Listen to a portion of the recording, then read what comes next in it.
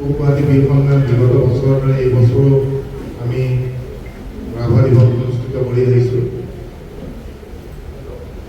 এই বছৰ আমাৰ মাজত উপস্থিত আছে ডক্টৰ হীৰকজ্যোতি শৰ্মা, গুৱাহাটী ইউনিভাৰ্চিটিৰ IT ডিপাৰ্টমেণ্টৰ science and technology assistant professor.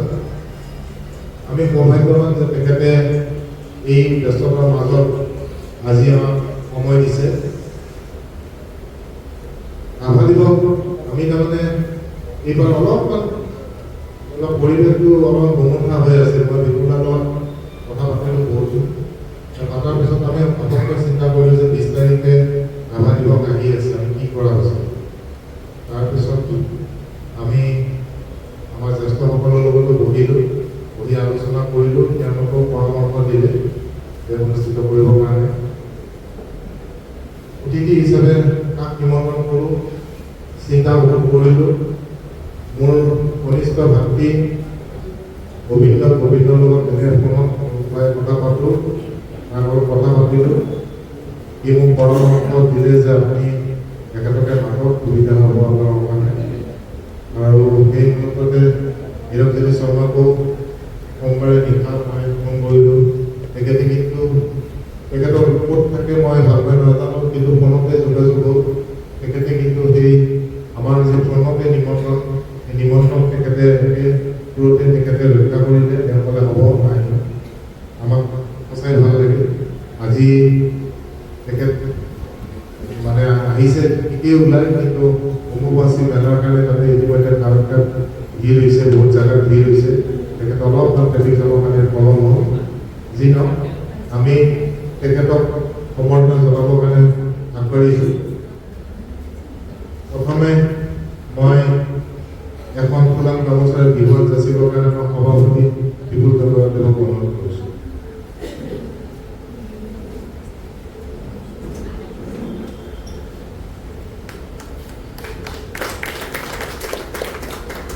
এটি মোমেণ্টৰে সম্ভাৱন জনাবৰ কাৰণে মই আমাৰ প্ৰধান উপদেষ্টা ৰঞ্জন বৰা ডাঙৰীয়াক অনুৰোধ কৰিছোঁ।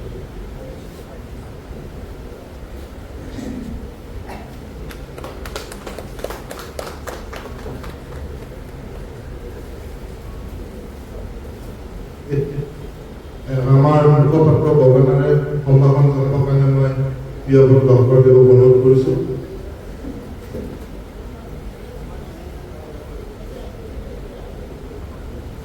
জাতিৰে সম্ভাষণ জনাবৰ কাৰণে মই গজেন কলিতা ডাঙৰীয়াক অনুৰোধ কৰিছোঁ।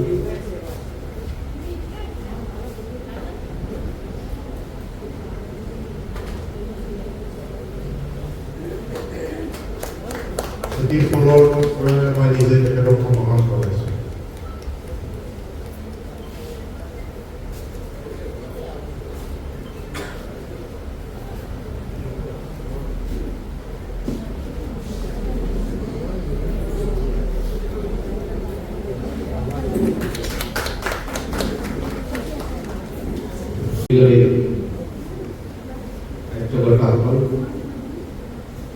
শ্ৰদ্ধাৰ আই মাতৃসকল, ইয়াত উপস্থিত কবিবৃন্দ, আচলতে মই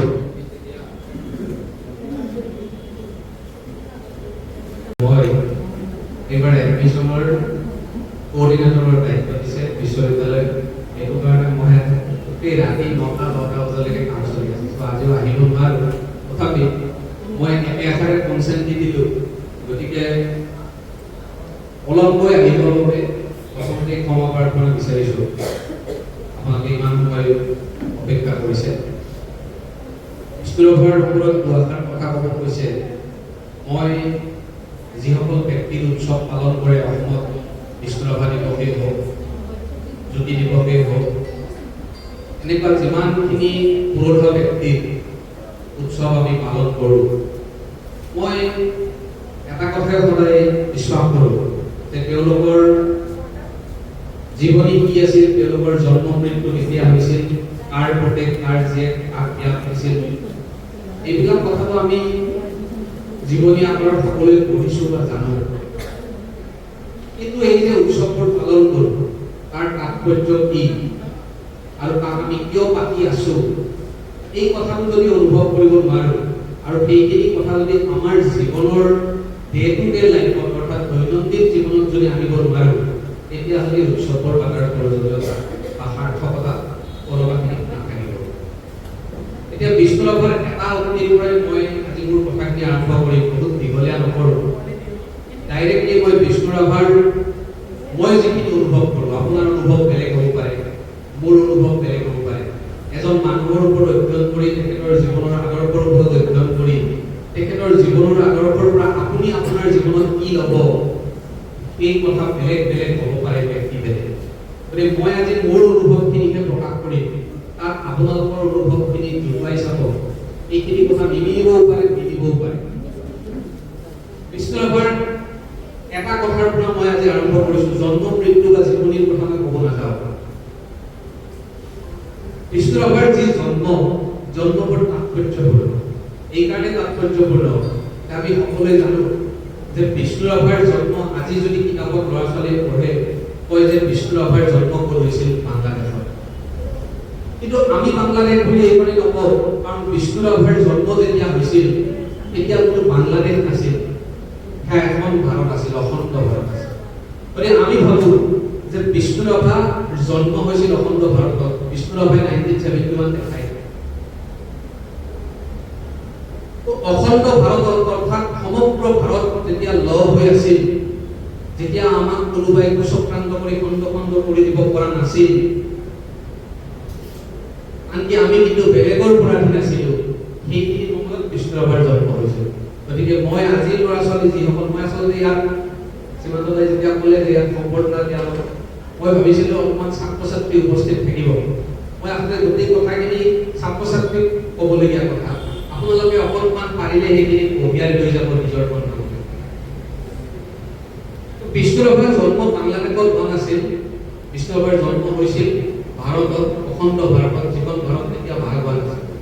আজিৰ কাৰণে আজিৰ ল'ৰা ছোৱালী মানে বাংলাদেশ হ'ব পাৰে। এয়া হৈছে জন্মৰ তাৎপৰ্য।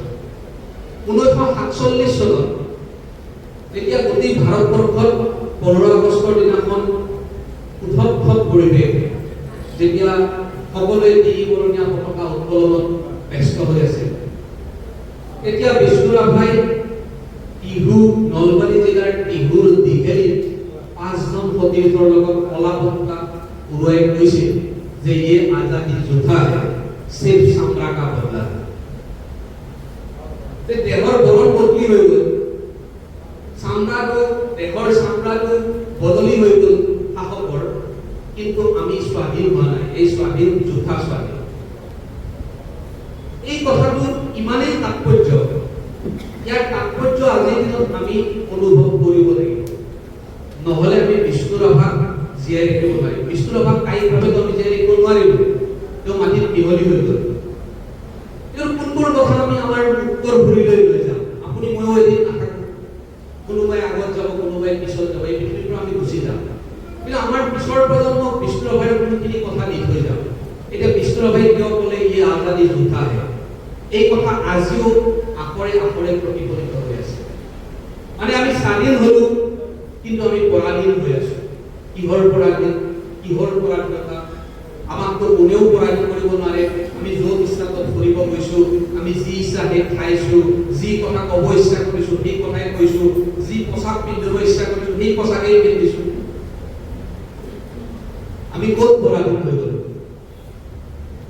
অম্বিকাগিৰি ৰাইজলৈও কৈছিলে, বজাৰ আৰু পথাৰ যদি আপোনালোকৰ লগত নাথাকে তেতিয়াহ'লে এই জেগাখিনি আপোনাৰ বুলি আপুনি ডিমাণ্ড কৰি একো লাভ নাই। সেইদিনাখন এজন মানুহে মোক কৈছিল যে পাৰিলে ভাইটি মাটি কিনিবা, জমিন জিছকা দেশ ইস্কুলকা। মাটি যাৰ দেশ তাত, যদি আপোনাৰ এই দেশত মাটিয়ে নাই তেতিয়াহ'লে আপোনাৰ এই দেশখন আপুনি আপোনাৰ বুলি দাবী কৰাৰ কোনো অধিকাৰ নাই। বজাৰখন আমাৰ, বজাৰত আমি পৰাধীন হৈ গৈ আছো। কোনোবাই বজাৰত নাহিলে আমি খাবলৈ নাপাওঁ। আমি খেতি পথাৰতো পৰাধীন, কোনোবাই খেতি নকৰিলে আমি খাব নাপাওঁ। আমি লাহে লাহে সমাজৰ এনেকুৱা স্তৰবিলাকত পৰাধীনতাৰে আমি গ্ৰাস কৰি গৈছোঁ। আমাক ৰাগ কৰি পেলাইছে পৰাধীনতাই। আৰু যিবোৰ পৰাধীনতা আমি কি বুলি ভাবিছো, আমি লক্ষ্য কৰা নাই, আমি মন কৰা নাই। বিষ্ণুৰাৱে 1947 চনত 15 আগষ্টতেই কৈছিল, সকলো মানুহ তেতিয়া উৎফুল্লিত হৈ আছিল যে আমি স্বাধীন হৈ গলো। এনেকুৱা ভাৰতবৰ্ষত বহুত সংগঠন আছে যি সংগঠনে ইংৰাজে ভাৰত এৰি নোযোৱাৰ আগতেই অনুভৱ কৰিছিল যে এদিন নহয় এদিন ইংৰাজে ভাৰত এৰি গুচি যাবই লাগিব, ইংৰাজে সাৰ্ভাইভ কৰিব নোৱাৰে। আৰু কিন্তু আমি সঁচা অৰ্থত স্বাধীন হ'ব পাৰিম। এতিয়া আমি জীৱনত স্বাধীন হ'ব লাগিছিল তাৰ আমি পৰাধীন হৈছো। বজাৰত আমি পৰাধীন, পথাৰত আমি পৰাধীন, আমি বৃদ্ধিত পৰাধীন হৈছো। আমি আমাৰ নিজৰ ভাত মুঠিও নিজৰ হাতেৰে কৰি খাব পৰা, শাক পাচলিখিনি কৰি খাব পৰা পৰাধীনতাত ভুগিছো। কোনোবাই মাছ আনি দিলে আমি মাছ খাব নাপাওঁ। কোনোবাই যদি আপোনাৰ ভাবে যে আজিৰ পৰা আমি মাছৰ বেপাৰটো নকৰো, তেতিয়াহ'লে মাছ খাব নোৱাৰো, আমি পৰাধীন। এনেকুৱা এটা জাতি কিন্তু কিহত স্বাধীন হৈছে, আটাইতকৈ ডাঙৰ কথা ইয়াক থকা বয়োজ্যেষ্ঠসকলে অনুভৱ কৰিব নোৱাৰিব। আমি এইখিনি পৰাধীন হলো, কিন্তু এফালে আমি আকৌ আজাদী বিচাৰি আছো, স্বাধীনতা বিচাৰি আছো। নতুন নতুন জেনেৰেশ্যনৰ যিসকল ল'ৰা ছোৱালী আছে তেওঁলোকে আজিকালি আজাদীৰ শ্লোগান দিয়ে, স্বাধীনতাৰ শ্লোগান দিয়ে। স্বাধীনতা লাগে, কিহৰ স্বাধীনতা? আজাদী কিহৰ পৰা লাগে? আজাদী কিহৰ পৰা লাগে? মই মোৰ মতে ফুৰিব লাগিব, মই মোৰ মতে খাম, মোৰ মতে পিন্ধিম, মোৰ মতে ফুৰিম, সকলোতে মই। এই যে আমি স্বাধীনতা বিচাৰিছো, আজাদী, আমি দেখোন স্বাধীন দেশৰ নাগৰিক। আমি ক'ত আজাদী পোৱা নাই, ক'ত স্বাধীন হোৱা নাই? আজি নতুন প্ৰজন্মৰ মূৰত কোনোবাই সোমোৱাই দিছে যে তোমালোক পৰাধীন। কিয়? তুমি ঘৰৰ পৰা যেতিয়া পোচাকযোৰ পিন্ধি গৈছা, তোমাৰ মায়ে কৈছে এইযোৰ পোচাক তুমি পিন্ধি যাব নোৱাৰা, মানে তুমি তোমাৰ মতে পোচাক পিন্ধিব পাৰা নাই, তুমি পৰাধীন হৈ আছা। কোনোবাই তোমাক বেয়া বস্তু খালে মানা কৰিছে, তুমি এইটো নাখাবা। আজিকালি ল'ৰা ছোৱালীয়ে উত্তৰ দিয়ে মই মোৰ পইচাৰে খাইছো, মই মোৰ এগত খাইছো। কিয়? নাৰী সবলীকৰণৰ নামত আপুনি যদি এতিয়া বিশ্ববিদ্যালয়, বিদ্যালয়, মহাবিদ্যালয়ৰ চৌহদত যায়, এতিয়া আপুনি কলে বেয়া শুনিলেও স্পষ্টভাৱে ক'বই লাগিব, যি সত্য তাকটো ঢাকি ৰাখিব নোৱাৰে। পুৰুষৰ সমানে সমানে মহিলাই, এই কথাখিনিৰ প্ৰাসংগিকতা বিষ্ণুৰাভৰ পৰা আঁতৰি অহা নাই দেই। বিষ্ণুৰাভে কৈছিল যে আমি স্বাধীন হলো কিন্তু পৰাধীন। ক'ত আমি পৰাধীন হৈ গৈ আছো? আমাৰ নতুন প্ৰজন্ম কেনেকৈ পৰাধীন হৈ গৈ আছে আৰু বিচাৰি আছে আজাদী। কিহৰ আজাদী? স্বাধীনতা লাগে। স্বাধীনতা কিহৰ পৰা? মই যি ইচ্ছা তাকেই খাম, মই যি ইচ্ছা তাকেই পিন্ধিম, মই ৰাতি যেইটাত সোমাব বিচাৰো এইখিনি মোক কোনে বাধা দিব পাৰে? মোৰ মা দেউতাই জন্ম দিলে বুলি এটা বয়সৰ পিছত মোৰ স্বাধীনতা আছে। বিষ্ণুৰাভে অনুভৱ কৰিছে। আমাক ইংৰাজীতো ভাগ ভাগ কৰি থৈ গ'ল। ইংৰাজে যি শিক্ষা দি থৈ গ'ল সেই শিক্ষাৰে আমি মহিয়ান হৈ থাকিলো। এতিয়াও আমাৰ বহুতে কয় ইংৰাজ নাহিলে ৰেলেই নাহিলে, ইংৰাজ নাহিলে বিশ্ববিদ্যালয়, বিদ্যালয় নহ'লেহেঁতেন। গুৰুকুল ক'ৰ পৰা আহিল? গুৰুকুলটো ইংৰাজ হোৱাৰ বহুত বছৰ আগত ভাৰতবৰ্ষত আছিল। ঋষিমুনি সাঁচিপাতত কেনেকৈ কিতাপ লিখিলে? নতুন প্ৰজন্মক ক'লে সাধু কথা, কল্পনা বুলি কয়, কাল্পনিক বুলি কয়। আপুনি মহাভাৰত ৰামায়ণৰ কথা ক'ব, তেতিয়া নতুন চামে কি বুলি ক'ব? কাল্পনিক বুলি ক'ব। কোনো ৰামক দেখা পোৱা নাই, কোনো সীতাকো দেখা পোৱা নাই, কোনো অৰ্জুনকো দেখা পোৱা নাই। কিন্তু ডাঙৰ কথা, এই স্বাধীনতা বিচাৰি ফুৰা নৱ প্ৰজন্মৰ মাজত আমি এই সচেতনতা কেতিয়া আনিম? ইংৰাজৰ পাশ্চাত্য দেশৰ পৰা এতিয়া এটা ধাৰণা আমাৰ মাজত বিয়পাই দিব বিচাৰিছে। যি ধাৰণাৰ কথা বিষ্ণুৰাভে 1947 বুজি পাইছিল, আমি কিন্তু 2025 বুজি পোৱা নাই। কি? এটা মাৰাত্মক ৰোগ, ইণ্ডিভিজুৱেলিজম, ব্যক্তিগতকৰণ। ব্যক্তিগতকৰণ কেৱল শিক্ষা নহয়, আমাক ব্যক্তিগতকৰণ কৰিছে। কাষৰ এজন খুৰা আছে, আমিতো মাতিবলৈ পাহৰাই পেলাইছো ল'ৰা ছোৱালী। এইজন আমাৰ খুৰা, এজন জেঠা, এজন মামা, এজন মামী। চিগাৰেটটো জ্বলাই ল'ৰাজনে বাৰান্দালৈ গৈছে, ৰাজপথলৈ। আগৰ দিনত মানুহে বেয়া বস্তু খোৱা নাছিল নে? খাইছিল। চিগাৰেটটো জ্বলাই বাটলৈকে গৈ খুৰাকজনক দেখা পাইছে, লুকাই দিছে, থাকিলে পেলাই দিছে, নুমাই দিছে। এতিয়া কাষৰ খুৰাকজনক চিনি নাপায়, কিয় ভয় কৰিব? ইণ্ডিভিজুৱেলিজম।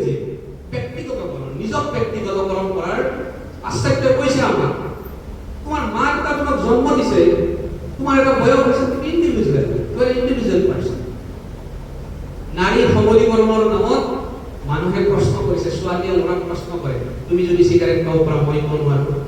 জেন্ডাৰ ডিছক্ৰিমিনেশ্যন, লিংগ বৈষম্যতা। কিন্তু মহিলাক কিয় মাদক দ্ৰব্য খাবলৈ মানা কৰিছে? কিয় মানা কৰিছে? ভগৱানে সৃষ্টিৰ দায়িত্ব মহিলাক দিছে, সৃষ্টিৰ দায়িত্ব যথেষ্ট কি কৰি দিয়ে, মনোনিয়া কৰি দিয়ে, নিথৰুৱা কৰি পেলাই। আজি গুৱাহাটীৰ নিচিনা ঠাইত এই কথাটোৰ পৰা কলৈ আহি গৈছে। আজি গুৱাহাটীৰ নিচিনা ঠাইত কৃত্ৰিমভাৱে জন্ম দিয়াৰ চেণ্টাৰ আপুনি যদি চাই 1032খন।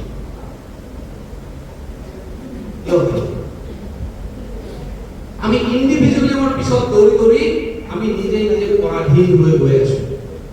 আৰু যি স্বাধীনতাৰ কথা বিষ্ণুৰাভাই অনুভৱ কৰিছিল, কি স্বাধীনতাৰ কথা বিষ্ণুৰাভাই অনুভৱ কৰিছিল? হয়, মই মোৰ বাৰীৰ শাক পাচলিৰে আঞ্জা ৰান্ধি খাওঁ, মই মোৰ ঘৰৰ আম জোপাৰ আমটোৰে মই আম খাম, মই ঘৰত হোৱা জামডালেৰে মই জাম খাম, মই ঘৰৰ কাপোৰখন পিন্ধিবলৈ লাজ নকৰো, মই নিজৰ মাতৃভাষাৰে মা আৰু দেউতা বুলি মাতিবলৈ লাজ নকৰো। আপুনি মই কৈ আছো, আপুনি মই জাতীয়তাবাদৰ কথা কৈ আছো, আমি বিষ্ণুৰাভাৰ কথা কৈ জাতীয়তাবাদৰ কথা কৈছো। প্ৰথম ঘৰত মাতাৰ দুটা শব্দই অসমীয়াৰে মাতিব পৰা নাই, মা আৰু দেউতা। আপুনি মই জাতীয়তাবাদৰ কথা কৈ কি হ'ব? জাতীয়তাবাদ, বিষ্ণুৰাভা, জাতি, অসমীয়া ভাষা এইবোৰ সকলোৰে ঘৰৰ পৰা, কোনো সমাজৰ বস্তু নহয়। প্ৰথমতে আপুনি আৰম্ভ কৰিব লাগিব। ঘৰৰ দুটা শব্দ প্ৰথমতে অসমীয়াত আৰম্ভ কৰক, বাকী একোৱেই নালাগে। ল'ৰা ছোৱালী ইংলিছ মিডিয়ামত পঢ়িছে, তাক আমাৰ কোনো ক'বলগীয়া নাই। এই সময়তো বিষ্ণুৰাভাই ইংলিছত পণ্ডিত আছিল। বিষ্ণুৰাভা কি নাছিল? পৃথিৱীত চাগে এজনে এনেকুৱা মানুহ আছে, আপুনি দুনায়ো কোনো মানুহ উলিয়াই দিব নোৱাৰিব যে এজন মানুহ সকলো ফিল্ডত কেনেকৈ পাৰ্গত হ'ব পাৰে। সেই উদাহৰণ বিষ্ণুৰাভাই, তাৰ ওপৰত কোনো নাই। অভিনেতা, চিত্ৰকৰ, শেষত ৰাজনীতিবিদ, কি চাব, নৃত্যবিদ, কি মেধা, কি কলা তেখেতৰ নাই। কিন্তু দুৰ্ভাগ্যৰ কথা কি জানেনে? অসমত যিজন মানুহক যি হিচাপত বুজিব লাগে সেই ধৰণে তেওঁক বুজা নাযায়, বেলেগ ধৰণে বুজা কৰা যায়। তাৰ ফলশ্ৰুতিত শংকৰদেৱ শ্বেক্সপিয়াৰতকৈ বিখ্যাত হ'ব নোৱাৰিলে। শ্বেক্সপিয়াৰৰ 115 বছৰ আগত শংকৰদেৱ জন্ম হৈছিল। শ্বেক্সপিয়াৰৰ 115 বছৰ আগত শংকৰদেৱ জন্ম হৈছিল। কিন্তু আজিৰ নতুন প্ৰজন্মই যদি গুগলত মাৰে যে পৃথিৱীৰ ধনাঢ্য নাট্যকাৰ কোন হয়, শ্বেক্সপিয়াৰ। কিন্তু 115 বছৰ আগত জন্ম শংকৰদেৱে অসমক নাট ভাওনা সকলো শিকাই থৈ গ'ল। কিয় তেতিয়াহ'লে ক'ৰবাত আপোনালোকে কেতিয়াও প্ৰশ্ন কৰে, কিয় তেতিয়াহ'লে শংকৰদেৱ শ্বেক্সপিয়াৰতকৈ বেছি চৰ্চাত আহিব নোৱাৰিলে পৃথিৱীত? সঁচা কথা। কোনোবাই ক'লে বেয়া হ'ব পাৰে, শংকৰদেৱ শ্বেক্সপিয়াৰতকৈ পৃথিৱীত চৰ্চাত নাহিল, অসমত থাকিল। ভাৰতবৰ্ষৰ চুকে-কোণে ক'ৰবাত থাকিব পাৰে, কিন্তু পৃথিৱীক আমি জনাব নোৱাৰিলো যে শংকৰদেৱৰ নিচিনা মানুহজন অসমত জন্মগ্ৰহণ কৰিছিল, যিজনে শ্বেক্সপিয়াৰৰ 115 বছৰ আগত অসমত নাটক ৰচনা কৰিছিল। কিয় নোৱাৰিলো? কাৰণ শংকৰদেৱৰ কলা আৰু সংস্কৃতিখিনিক বিয়পিয়াই দিয়াৰ পৰিৱৰ্তে তেখেতক আৰু এটা বেলেগ দিশত আমি লৈ যাব বিচাৰিলো, যিটো দিশ বেছি গাঢ় হৈ পৰিল, বেছি জব্দ হৈ পৰিল, যাৰ ফলত তেওঁৰ কলা সংস্কৃতিটো কিছু ক্ষেত্ৰত আমি কি কৰিলো, লোপ পাই গ'লো। বিষ্ণুৰাভাও একেই হ'ল। বিষ্ণুৰাভাৰ চৰ্চা বেলেগ ধৰণে বহুত চলি থাকিল। বিষ্ণুৰাভা অমুক হয়, বিষ্ণুৰাভা তমুক হয়, বিষ্ণুৰাভা এই হয়। কিন্তু বিষ্ণুৰাভাই বেনাৰস হিন্দু বিশ্ববিদ্যালয়ত শিৱৰ তাণ্ডৱ নৃত্য প্ৰদৰ্শন কৰিছিল। এটা সময়ত বিষ্ণুৰাভাক নাস্তিক বুলি ক'বলৈ বিচাৰিছিল কোনোবাই। আজিও মই যুক্তি কৰিম এই অকল ব্যক্তিগত। এটা সময়ত কলাগুৰু বিষ্ণুপ্ৰসাদ ৰাভাক মানুহে নাস্তিক বুলি ক'ব বিচাৰিছিল, কিন্তু যিগৰাকী মানুহে সৰ্বপল্লী ৰাধাকৃষ্ণৰ সন্মুখত বেনাৰস হিন্দু বিশ্ববিদ্যালয়ত তাণ্ডৱ নৃত্য নাচিছিল শিৱৰ, আৰু সৰ্বপল্লী ৰাধাকৃষ্ণই কৈছিল এইজন কলাৰ গুৰু। এইজন বিষ্ণুৰাভাক আমি কেনেকৈ উদযাপন কৰিম, এজন মানুহৰ মৃত্যুৰ পিছত তেওঁক আমি কেনেকৈ উদযাপন কৰিম, সেই উদযাপনৰ দিশেৰে নতুন প্ৰজন্মই আমাৰ পৰা শিকিব। তো বিষ্ণুৰাভাৰ যদি আদৰ্শ এটা আদৰ্শ দিবলগীয়া আছে নতুন প্ৰজন্মক, আপোনালোকে এটা কথা কওক যে বিষ্ণুৰাভাই সঁচা স্বাধীনতা বিচাৰিছিল। কি স্বাধীনতা? সেই স্বাধীনতা যি স্বাধীনতাৰে এটা জাতিয়ে নিজৰ হাতৰ ওপৰত, নিজৰ ভৰিৰ ওপৰত থিয় হৈ জীয়াই থাকিব পাৰে। বেলেগৰ ওপৰত পৰাধীনতাৰ শিকলি লৈ বেলেগৰ ওপৰত নিৰ্ভৰ কৰি এটা জাতি যাতে চলিবলগীয়া নহয়, এই কথা বিষ্ণুৰাভাই আমাক শিকাই থৈ গৈছে। শিকিব লাগিব আৰু আমি নিজৰ ভৰিত নিজে থিয় দিব পৰা স্বাধীনতা অৰ্জন কৰিব লাগিব। অন্তত বহুত নহলেও নিজৰ বস্তুখিনি স্বভাষা, স্বধৰ্ম, স্বপিন্ধন, দূৰত সকলোতে যাতে নিজস্বতা স্বৰ আমি বৰ্তাই ৰাখিব পাৰোঁ, এই স্বৰ প্ৰতি আমি আকৰ্ষিত হ'ব লাগিব। নহ'লে কিন্তু আমি বিষ্ণুৰাভা দিৱসৰ মাজেৰে জীয়াই ৰাখিব পাৰিম, কিন্তু তেওঁৰ আদৰ্শ জীয়াই ৰাখিব পাৰিম। এতিয়া আটাইতকৈ ডাঙৰ কথা কৈছে, বিষ্ণুৰাভাই আৰু এটা ডাঙৰ গুণ দি থৈ গৈছে ছাত্ৰ ছাত্ৰীসকলক। আজি সেইকাৰণে ইয়াত সম্বৰ্ধিত ছাত্ৰ ছাত্ৰীসকল থাকিব বুলি মই ভাল পাইছিলোঁ যে সম্বৰ্ধনা লোৱা ছাত্ৰ ছাত্ৰীবোৰ আমাৰ এটা বদনাম আছে যে যিবোৰে সম্বৰ্ধনা লয় সেইবোৰে ডাঙৰ মানুহ হয় আৰু ডাঙৰ মানুহবিলাকে কৰে সমাজত দুৰ্নীতি কৰে। বিষ্ণুৰাভা সৰ্বশ্ৰান্ত হৈ গৈছিল। বিষ্ণুৰাভা দুখীয়া ঘৰৰ ল'ৰা নাছিল। বিষ্ণুৰাভা হাজাৰ হাজাৰ মাটিৰ মালিকৰ ঘৰত ল'ৰা আছিল। হাজাৰ হাজাৰ মাটি আছিল বাপেকৰ, সেই মাটি শেষ কৰি দিছিল। আৰু তাৰপিছত আপুনি মই আহি কি কৰিম, বিষ্ণুৰাভাৰ সামাজিকতাৰ ত্যাগৰ আনিব পাৰিলেহে আমি স্বাধীন হৈ থাকিব পাৰিম। আমি স্বাধীন হৈ থাকিব নোৱাৰিম। বিষ্ণুৰাভাই যিটো আৰম্ভ কৰক, মোক কোনোবাই কেতিয়াবা ক'লে কয় যে আপুনি যে ইমান অসমীয়াত সম্বোধন কৰাৰ কথা কয়, মই মোৰ নিজৰ ছোৱালীজনী, মোৰ ছোৱালীজনী 5 বছৰ, তাইক মই পিতা বুলি মাতিব শিকোৱা নাই, কাৰণ ময়ো ভাবিছোঁ কি তাই নিজৰ জেনেৰেশ্যনৰ লগত পিতাটো বেছি অকণমান আগৰ পুৰণিকলীয়া পাব নেকি, এটলিষ্ট মই তাইক দেউতা বুলি মাতিব শিকাইছোঁ। গতিকে এই যাত্ৰা আপোনালোকে ঘৰৰ পৰা আৰম্ভ কৰক। কেতিয়াবা মোক মহিলা কিছুমানে মোক কয় যে আপুনি যে পাপা বুলি মাতিলে বেয়া বুলি কৈছে, পাপা বুলি মাতিলে এতিয়া সন্মান নকৰা হ'ব নেকি?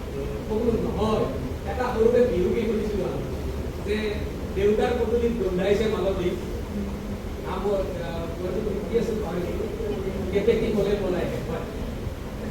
এই গানটো যদি আজি 50 বছৰ পিছত যদি আমি সকলোৱে ঘৰত পাপা বুলি মাতা আৰম্ভ কৰি দিওঁ, সকলোৱে যদি দেউতা বুলি মাতা বন্ধ কৰি দিওঁ, এই বিহুগীতটো যেতিয়া কোনোবাই গাব, ল'ৰা আৰু ছোৱালীজনীয়ে যদি মাকক সোধে মা দেউতা বুলি, লাজ পাব কোনে কোৱা? ভূপেন হাজৰিকাই কৈছিল ন,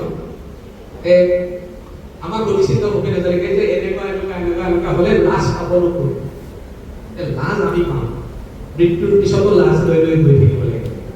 সেইকাৰণে মই অনুৰোধ জনাইছোঁ আপোনালোকক যে বিষ্ণুৰাভাক জীয়াই ৰাখিব হ'লে ডাঙৰ বস্তু এটা আমি নিজৰ লগত ৰাখিব লাগিব। আৰু সেই বিশেষ শব্দটো লৈয়ে আপোনালোক সকলোৱে ঘৰলৈ যাব। ময়ো ইয়াৰ পৰা সেইখিনি অনুভৱ লৈ যাম। নিজৰ ল'ৰা ছোৱালীক ক'ব, নিজৰ স্বৰে যাতে তেওঁলোক অনুপ্ৰাণিত হ'ব পাৰে, নিজৰ বেশভূষাৰে যাতে তেওঁলোক অনুপ্ৰাণিত হ'ব পাৰে। ধুতি পাঞ্জাবী সদায় পিন্ধিব নালাগে, অন্তত নিজৰ যি লোকচাৰ আছে, যি লোক সংস্কৃতি আছে, সেই দিনটোতো অন্তত তেওঁলোকে নিজৰ যিখিনি সাজ পোছাক আছে সেইখিনি পিন্ধাৰ অভ্যাস কৰক, চেষ্টা কৰক। নিজৰ খাদ্য ভেদাইলতা হওক, আজি মানিমুনি হওক, এইবিলাকো আপোনালোকৰ ল'ৰা ছোৱালীক তিতা কেৰেলা হওক এইবিলাক খোৱাৰ চিন্তা কৰক। কেৱল বাৰ্গাৰ আৰু পিজ্জা খুৱাই থাকিলে তেওঁলোক পৰাধীন হৈ গৈ থাকিব। আৰু নিজৰ ঠাই লণ্ডন আমেৰিকা আপোনালোকে ফুৰাওক, কিন্তু ঘৰৰ কাষৰ ভাল ভাল ঠাইবোৰ, অসমৰ ভাল ভাল ঠাইবোৰ এইবিলাক তেওঁলোকক ফুৰাবলৈ চেষ্টা কৰক। তেওঁলোকে যাতে স্ববোধটো আৰু নিজৰ ভাষা ক'বলৈ শিকাওক, নিজৰ মানুহখিনিৰ লগত চিনাকি কৰি দিয়ক। মামা, খুৰা, পেহা, পেহী, জেঠা, জেঠি এই সম্বোধনবোৰ আপোনালোক জীয়াই ৰাখক, জীয়াই ৰাখিবলৈ চেষ্টা কৰক। তেতিয়া বিষ্ণুৰাভা এনেই জীয়াই থাকিব। এই স্ব আৰু স্বাধীনতা, যি স্বাধীনতাৰ কাৰণে বিষ্ণুৰাভাই কৈ মৰি গ'ল, ইয়া আজাদী জুফা হে সিৰ্ফ সামৰা কা বদলা হে, এই কথা আমি প্ৰতিবদ্ধ কৰি বিষ্ণুৰাভাৰ আত্মাই আমাক কৰবাৰ পৰা চাই আছে। এই মহান আত্মাই আমাক অন্তত এবাৰ হ'লেও ধন্যবাদ দিব। শেষত এটা কথা কৈ মই শেষ কৰিম। ৰমেশ পাঠক ছাৰৰ কথা এটা আজি ক'বলৈ খুব মন গৈছে। কথাখিনি কৈ পেলাওঁতে বাৰে বাৰে মনত পৰিছে।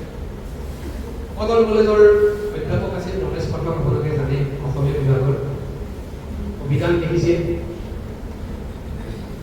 ৰমেশ পাঠক ছাৰে কৈছিল যে অসমীয়া ভাষাটো ইমান মধুৰ আৰু ইমান ওতঃপ্ৰোতভাৱে জড়িত হৈ আছে। কোনো ভাষা সংস্কৃতি অবিহনে অহা নাই। অসমীয়াৰ এটা সংস্কৃতি আছে, সেইকাৰণে অসমীয়া ভাষা আছে। প্ৰতিটো ভাষাৰ আলাদা এটা সংস্কৃতি আছে। এনেকুৱা পৃথিৱীৰ কোনো ভাষা নাই যাৰ সংস্কৃতি।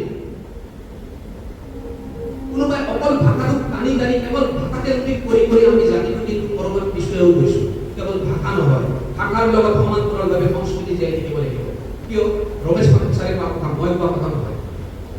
ৰমেশ পাঠকচাৰে কৈছিলে আমি যে সম্বোধনবিলাক কৰোঁ পেহা পেহী মামা মামী, এই যে সম্বোধনবিলাক কৰি সম্বোধনবিলাক ল'ৰা ছোৱালীক কিয় শিকাব লাগে? এই সম্বোধনবোৰত সংস্কৃতি জড়িত হৈ আছে। কেনেকৈ সংস্কৃতি জড়িত হৈ আছে? সৰু উদাহৰণ এটা দিছিলে।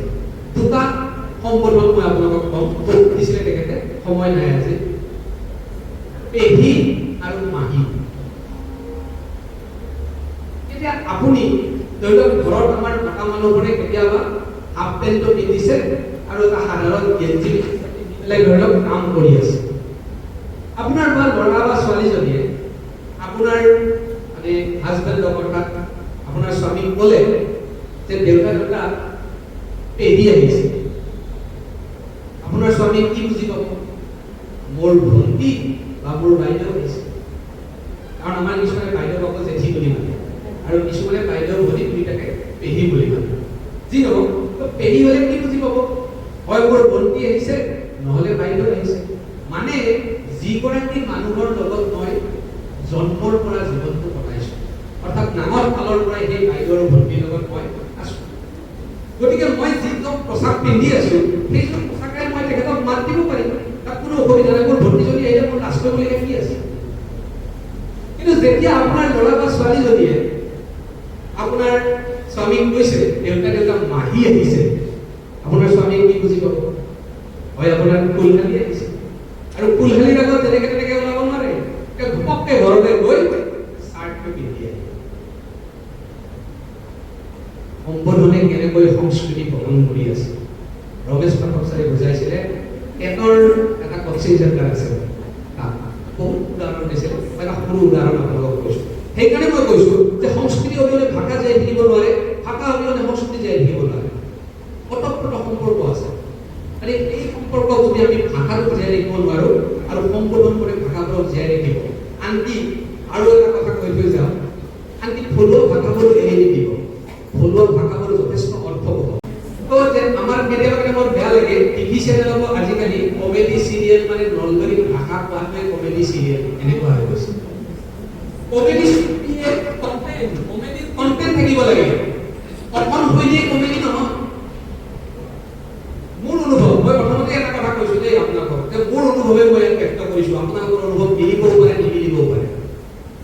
কেৱল কথন শৈলী আৰু অভিনয় শৈলীয়ে কেৱল কমেডি নহয়, কৌতুক নহয়, কৌতুকৰ এটা কণ্টেণ্ট থাকিব লাগিব। আজিকালি কি হৈছে, চিৰিয়েলবিলাকত দেখা পাইছোঁ নলবাৰী ভাষা কোৱাটো কৰবাত কমেডি এনেকুৱা হৈ গৈছে। থলুৱা ভাষাবোৰ আপোনালোকে সাঁচি ৰাখিব, ল'ৰা ছোৱালী ভাষাক। সৰু উদাহৰণ এটা দি থৈ যাম। আমি নলবাৰীৰ ফালে গৰু বান্ধিলে এৰাল বুলি নকওঁ, দৰব বুলি কওঁ। কোনোবাই ক'লে হাঁহে কি দৰব, এৰাল বুলি ক'ব লাগে, ইমান ধুনীয়া লাগে। কৈও লিখতে কিন্তু আকৌ আমাৰ এটা বিভাগ আছে, লিখতে কিন্তু আমি দৰব নিলিখো, এৰালেই লিখো। দৰবৰ কিন্তু সাংঘাতিক অৰ্থ আছে। আগৰ দিনৰ মানুহে কোনো কামে, আগৰ দিনৰ মানুহৰ এটা সাংঘাতিক মই দেখা পাওঁ, আগৰ দিনৰ মানুহে কোনো বস্তুৱে অপ্ৰয়োজনীয়ভাৱে কৰা নাছিল আৰু অপ্ৰয়োজনীয়ভাৱে কোৱা নাছিল। আজিকালি আমি অপ্ৰয়োজনীয়ভাৱে বহুত কাম কৰোঁ, যিটো কামৰ প্ৰয়োজন নাছিল। আগৰ দিনৰ মানুহে অপ্ৰয়োজনীয়ভাৱে একো কাম কৰা নাছিল আৰু কোৱা নাছিল। দৰব কিয় কৰে? কিহৰ কাৰণে দিয়ে? যাতে গৰুটো ক'তো গুচি যাব নোৱাৰে আৰু আমাৰ খেতিসমূহ ৰখি থাকিব পাৰে, খেতি খাব নোৱাৰে। অৰ্থাৎ দুয়ো ৰস, খেতিসমূহ ৰস, গৰুটোকো ৰস, সেইকাৰণে ৰস।